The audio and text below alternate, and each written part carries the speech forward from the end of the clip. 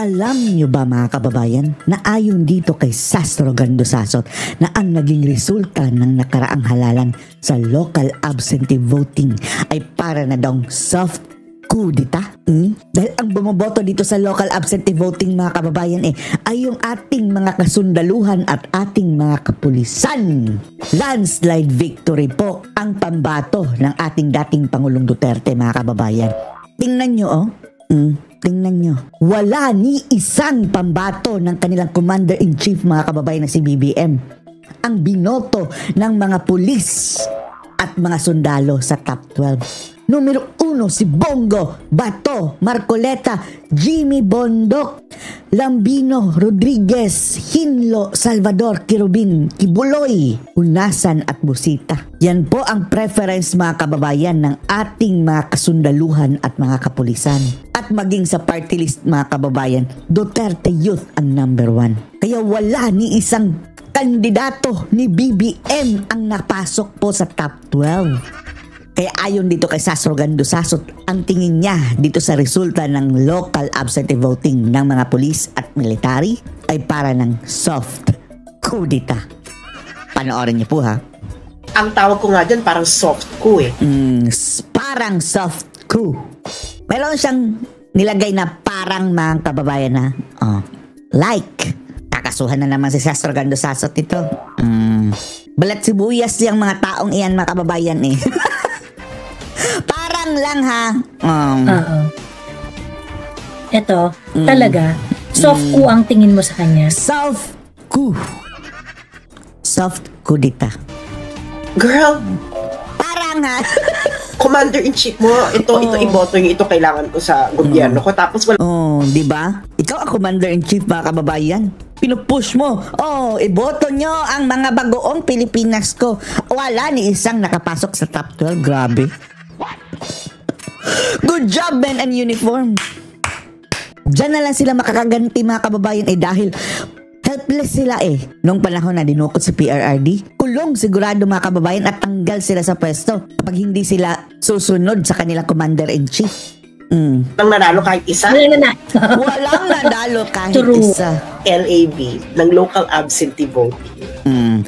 Sa mga hindi po naniniwala mga kababayan puntahan nyo ang website, halalan website ng ABS-CBN. Hanapin nyo ang category na LAV. Ito yung lalabas mga kababayan. From 1 to 12 mga kababayan, wala pong bagoong Pilipinas. Kaya nagtataka nga tayo Talaga nga bang natalo ang Duterte ni PRRD? Para na rin itong survey mga kababayan 100% Duterte candidate mga kababayan.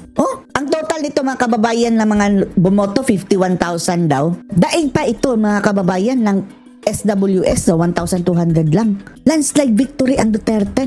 Tapos sa ating mga OFW mga kababayan, mga boto, landslide victory ang Duterte. Sa Mindanao, landslide victory ang Duterte.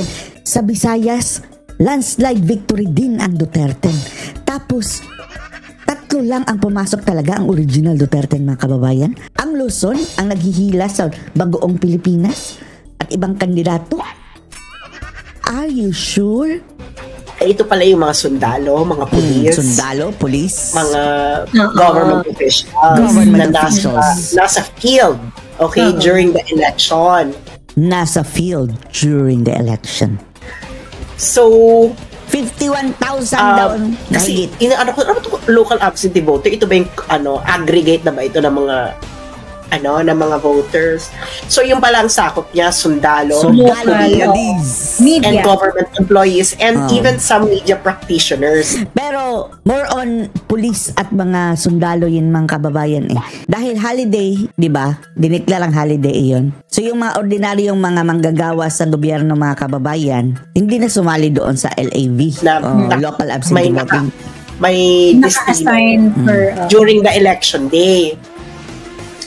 Nanalo tayo. Nanalo. So, Bex, hindi lang tayo nanalo tayo overwhelmingly, as in nilampas silang lahat. So, ang ating mga wala ni isang kandidato ni BBM mga kababayan talaga. Grabe. Ang ating mga kayumangging kaligatan ay ngayon kasi posible ba mga kababayan, posible na ma-zero talaga yung bagoong Pilipinas. At nagkaroon lang ng, ewan lang natin, magic ba? Magic sarap? Posibleng zero? Diba nag-ano tayo? Ang protector of the people ba is, ano bang stand nito? Siyempre hindi naman sila pwede. Kaduda-duda din Dahil bakit after election mga kababayan, biglang kambyo si BBM? Pinaparesign lahat ng mga kandidato dahil sa resulta ng halalan. Biglang nakipagbati sa mga Duterte. Bati na tayo, ayaw ko ng kalaban. Diyos ko. Lumabas at makipag-rally. Ngayon itong voting, ewan ko ba, kasi wala ko makitang LAV in the previous elections So isang malaki nila itong pagkakamali. Tingnan nyo. Siguro, na I don't know kung ngayon lang ito naging uso na ipakita yung LAV. Meron ang tawag lang before absentee voting. AV lang. Okay. AV Hindi siya lang. local absentee. Hindi siya local absentee voting. Actually, nung nakita ko yung mga category, nagtaka rin ako. Sabi, ano ba itong LAV? Ano ba itong LAV? Then later ko lang rin na-realize, okay, local absentee voters pala. So, ngayon, so 51,000 yung nakaboto out of the 55,000 na nag-register. So, di ba nagtataka tayo nun? Ano man itong mga protector of the people? Protector of the people, PNP, AFP, mga kababayan. So ngayon itong pagboto nila, dito nila nilabas mga kababayan ang kanilang frustration sa gobyerno. It is clear as day kung anong stand nila. Because voting is, of course, doon mo napapakita talaga tunay na sa puso. Na walang retaliation, supposedly, di ba? Wala lang retaliation and walang peer pressure to. Kasi nandun ka mag-isa ka lang buboto, nandun ka, hindi naman nila malalaman kung sinong binoto mo Hindi ba? So, nakita natin ngayon na ayaw nila sa mga kandidato ni BBM. Ayaw nga mga kababayan, So, ang mga nanalo, ni isa man lang mga kababayan, wala silang pinanalo. Sa absentee voting? Number 1 si Bongo, number 2 si Bato. Number 1 si Bongo. So, si Bongo, 89, mga 87 to 89% ang bumoto sa kanya from the LAV. Number 3 si Marcoleta. So, ibig sabihin, si Jimmy Bondok mga kababayan o marangkada sa mga kapulisan at PNP. Huwag niyong sabihin mga kababayan na ano kasi yan taga Visayas at Mindanao. Hello. Alam niyo ba na mas maraming taga Luzon ang miyembro ng ating kapulisan at military mga kababayan? Kaya nagtataka nga tayo sa overall voting mga kababayan. Talaga bang Luzon lang ang nakakapaghila ng boto ng bagoong Pilipinas kandidato na nanalo? Ewan lang natin. Duterte, pa rin. Pilipinas Duterte pa rin from any level. From any level. And ang pinakamaganda dito, kasi mga sundalo to So dito mo makikita ang kanilang talagang pulso, no? Nilampaso ni Marcoleta si Tolentino. Pang ilan nga ba si Tolentino mga kababayan? Tingnan natin ha. Hindi nga nakapasok sa top 16 mga kababayan. Si Tolentino. Talo pa nga siya mga kababayan ni Doc Willie Ong na umatras na. Kaya talaga mga kababayan nakakapagtaka ha. Sina Ping Lacson andun sa number 15 mga kababayan. Di ba si Tolentino yung Tolentino pang 20. Di ba si Tolentino yung sabi pag hindi mo siya binoto, pro-China ka. Yeah, but actually sasakupin ng China or whatever. Hindi magaran siya tumakbo siya na. Buti nga yung animal na yun, traidor talaga kay dating Pauling Digong. Alam nyo, yung ginawa niyang dahilan mga kababayan dahil kumalas daw siya sa PDP laban dahil daw sa lining ni PRRD na pagiging pro-China ng animal. Ayun, hindi nanalo mga kababayan. Grabe yung pang anti-fear-mongering niya. Si Bex, mga sundalo to, they can spot propaganda. Siyempre, tinrain sila dyan. Sundalo yung mga baklapan na kayo. Correct. Diba? Alam nila na, ito sera lang. Remember, meron tayong usapan before. Sinend ko sa'yo yun yung memo nila, di ba? Kaya nga naglahi-lahi na. Kaya nga nag-intersect.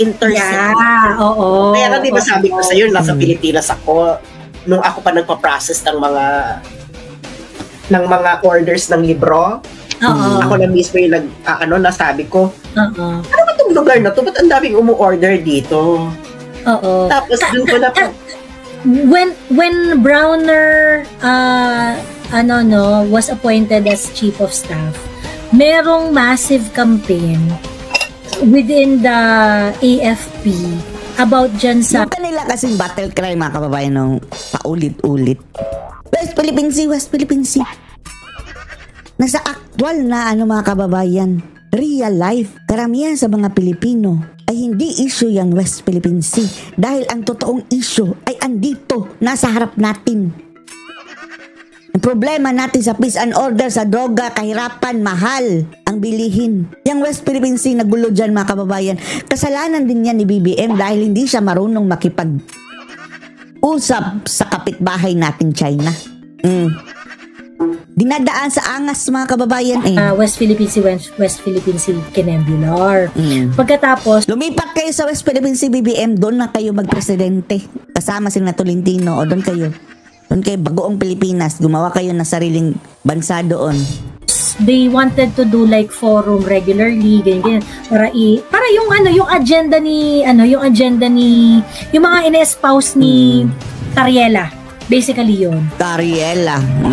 Sa pa yun, malaking... Mga kayo maging kaligapan, malakas yung pushback nila dyan. Sobrang lakas ang pushback nila. So, ang eksena is hindi sila pwedeng sumali sa mga rally. Pero silang sumali sa botohan. At nalaman natin ngayon na they are with us. They are with us. How can you deny it?